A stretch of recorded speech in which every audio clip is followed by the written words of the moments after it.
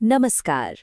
कभी ये सोचा है कि सूरज तो लगातार हमारी धरती को एनर्जी भेजता रहता है, फिर भी हमारी पृथ्वी न तो उबलते पानी की तरह खौलती है और न ही बर्फ बनकर जम जाती है। चलिए आज इसी कमाल के बैलेंस के पीछे की साइंस को समझते हैं। ये सवाल सिर्फ एक सवाल नहीं है, ये हमारे जिंदा रहने से जुड़ा है। सूरज एक बहुत बड़ी आग की भट्टी है जो हर सेकंड हम पर जबरदस्त एनर्जी बरसा रही है। तो फिर आखिर ऐसा क्या है जो हमारे प्लैनेट के टेम्परेचर को इतना स्टेबल, इतना सही बनाए रखता है?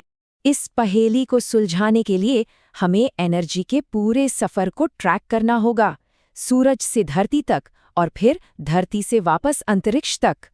सूरज से आने वाली इस एनर्जी का एक खास नाम है सूर्याताप, या इंग्लिश में इंसोलेशन। असल में यही वो पावर है जो हमारे मौसम को, समंदर के लहरों को और हमारे पूरे प्लैनेट को चलाती है। पर एक मजेदार बात है, धरती पर हर जगह बराबर धूप नहीं पहुंचती, और इसकी सबसे बड़ी वजह है सूरज की किरणों का एंगल। चलिए देखते हैं कि इस एंगल से कितना बड़ा फर्क पड़ जाता है। देखिए, सारा खेल किरणों के एंगल का है। इसे ऐसे समझिए कि भूमध्य रेखा यानी इक्वेटर पर सूरज की किरणें एक टॉर्च की तरह सीधी पड़ती हैं, जिससे सारी एनर्जी एक छोटे से एरिया पर फोकस हो जाती है। नतीजा ये होता है कि वहां जबरदस्त गर्मी पड़ती है।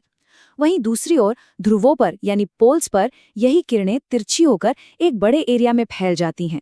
इससे हर हिस्से को कम एनर्जी मिलती है और वहां कड़ाके की ठंड पड़ती है। अच्छा, अब एक बहुत बड़ी गलतफहमी को दूर करते हैं। ज्यादातर लोगों को लगता है कि हमारा वायुमंडल सीधे सूरज से गर्म होता है, पर ऐसा नहीं है। और सबसे कमाल की बात तो ये है कि हमारा वायुमंडल ऊपर से नीचे नहीं, बल्कि नीचे से ऊपर की तरफ गर्म होता है। सूरज पहले जमीन को गर्म करता है और फिर वो गर्म जमीन एक हीटर की तरह अपने ऊपर की हवा को गर्म करती है। ये जो इनडायरेक्ट हीटिंग होती है, इसे कहते हैं पार्थिव विकिरण या टेरेस्ट्रियल रेडिएशन। होता क्या है कि सूरज से आने वाली एनर्जी होती है शॉर्टवेव, जो हमारे वायुमंडल को आसानी से पार करके जमीन तक पहुंच जाती है। लेकिन जब जमीन गर्म होकर इस एनर्जी को वापस छोड़ती है, तो वो बन जाती है लॉन्ग वेव रेडिएशन, और हमारा वायुमंडल इस लॉन्ग वेव को किसी कंबल की तरह सोख लेता है और गर्म हो जाता है। अच्छा, ये जो गर्मी बढ़ने का प्रोसेस है, इसके 3 सिंपल स्टेप्स हैं। पहला है चालन। बिल्कुल वैसे ही जैसे गर्म तवे को छूने से हाथ गर्म हो जाता है, जमीन के कांटेक्ट में आने वाली हवा ऐसे ही गर्म होती है। दूसरा है संवहन। जैसे पानी उबलते वक्त गर्म पानी ऊपर उठता है, वैसे ही ये गर्म हवा हल्की होकर ऊपर उठती है और गर्मी फैलाती है।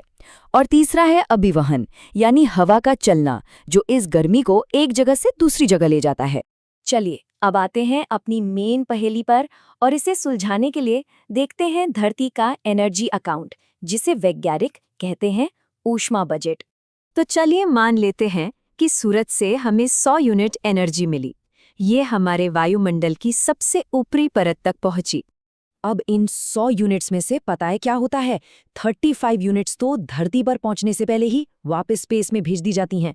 इन्हें बादल, धूल और बर्फ जैसी चीजें एक शीशे की तरह रिफ्लेक्ट कर देती हैं।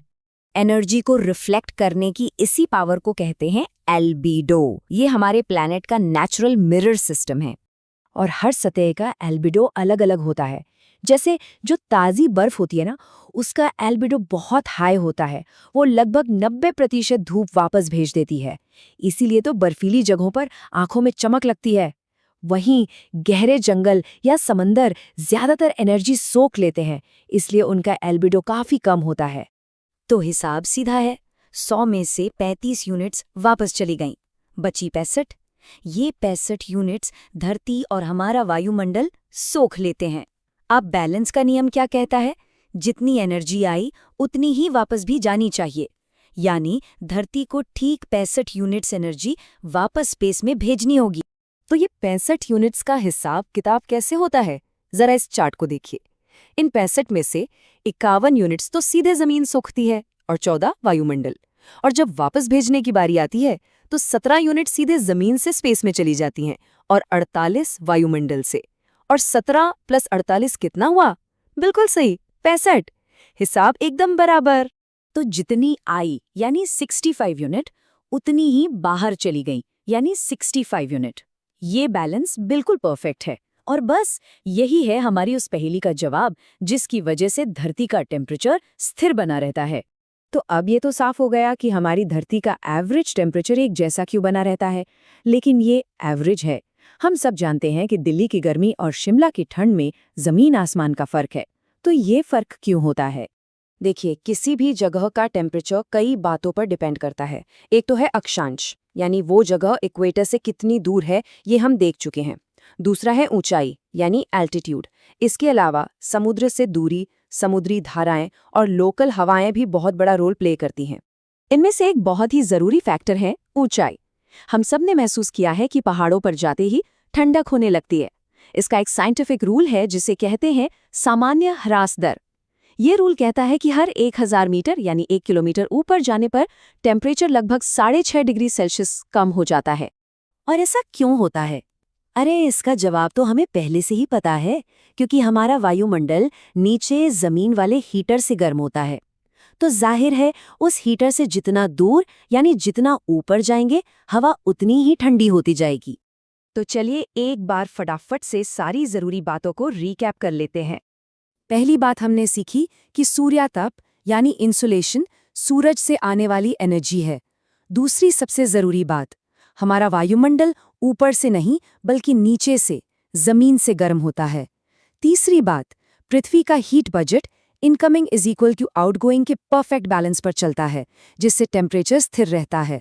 और आखिर में किसी भी जगह का टेम्परेचर अक्षांश और ऊंचाई जैसे कई फैक्टर्स मिलकर तय करते हैं।